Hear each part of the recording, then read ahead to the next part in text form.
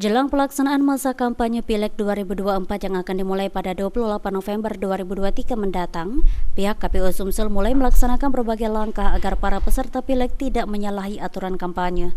Usai audiensi dengan PJ Gubernur Sumsel pada Selasa sore, Ketua KPU Sumsel Andika Pranata Jaya mengatakan jika menjelang masa kampanye penertiban alat peraga kampanye atau APK yang melanggar aturan terus dilakukan. Sementara terkait aturan kampanye mendatang parpol serta para caleg sudah diundang untuk mengikuti bimbingan teknis pelaksanaan kampanye, penggunaan aplikasi sistem informasi dana kampanye dan pelaksanaan kampanye.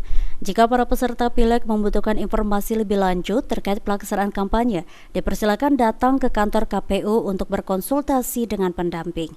Mengundang partai politik, kemudian perwakilan calon anggota DPD untuk mengikuti bimbingan teknis pelaksanaan kampanye dan penggunaan aplikasi sistem informasi dana kampanye dan pelaksanaan kampanye. Rangka pelayanan itu silakan bagi partai politik, kan sudah ada LO-nya, kemudian calon anggota DPD sudah ada LO-nya. Kalau butuh informasi, butuh diskusi, silakan datang ke kantor KPU. Hubungi helpdesk kami, layanan kami selalu ada buat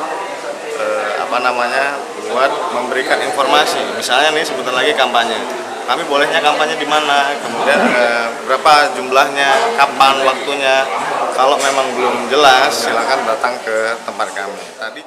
Selama masa kampanye berlangsung, peserta pemilu wajib mengikuti aturan dan berdasarkan 11 prinsip sebagaimana tertuang dalam PKPU nomor 15 tahun 2023 tentang kampanye pemilihan umum.